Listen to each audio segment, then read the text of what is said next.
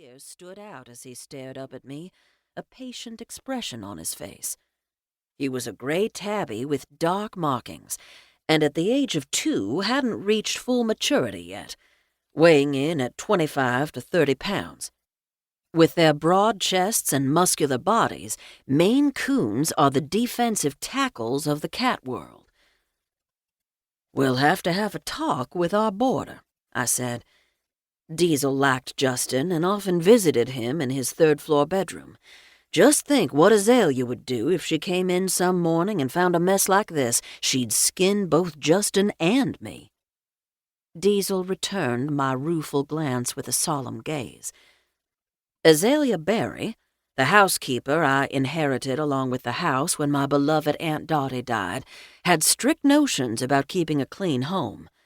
She also had strong opinions about large cats as house pets, but she and Diesel somehow managed to reach détente when I brought him home with me a couple of years ago. Even when he was a kitten, Diesel had been smart enough to pick up on Azalea's basic antipathy to cats. Azalea had more tolerance for college-age boys, but that didn't mean she would allow Justin to get away with leaving the kitchen a mess, even a minor one. Maybe I could help him with whatever his problem was before he did it again and Azalea got after him. I couldn't blame Azalea for her devotion to the house. Aunt Dottie had lavished her money and her decorating abilities on what she considered the center of any home. The kitchen occupied the southeast corner of the house, and the morning sun poured in through the large windows on both outside walls.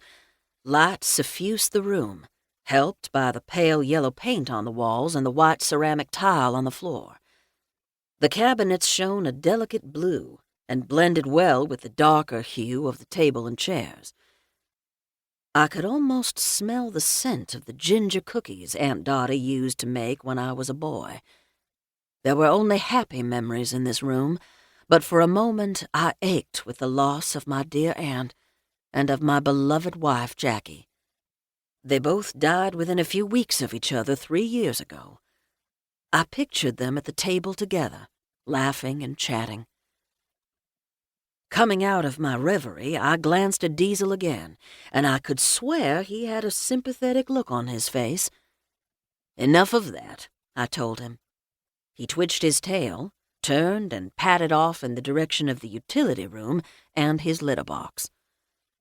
I cleared up Justin's mess, and as I was putting the cereal box away in the cupboard, Justin popped into the kitchen. "Mr. Charlie," Justin said, stopping in the doorway, "I was planning to clean up." One hand clutched a worn backpack, and the other smoothed dark hair out of his eyes. The boy needed a haircut, or else he needed a ponytail. Diesel reappeared and rubbed against his friend's jean-clad leg. Justin squatted for a moment, scratching the cat's head but watching me through his bangs. "I thought you already left for your class," I said.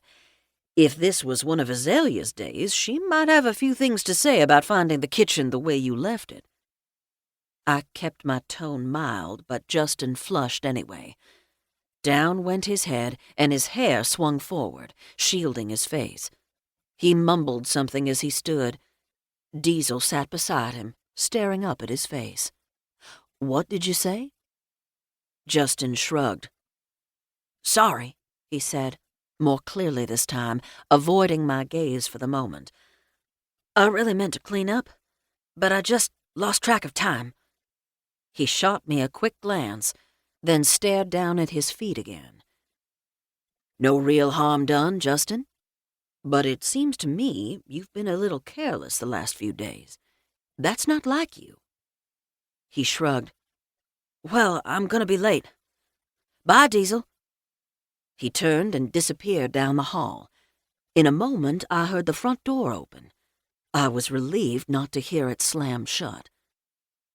We were definitely due for a chat, Justin and I. Something was bothering him, and he was bordering on rudeness. In the 2 months that he'd lived here, he hadn't been the most outgoing young man, but had been civil until recently. As the father of 2 former teenagers. To keep listening to this audiobook, I've left you a link in the description so you can do it, at no cost thanks to Audible's 30-day free trial.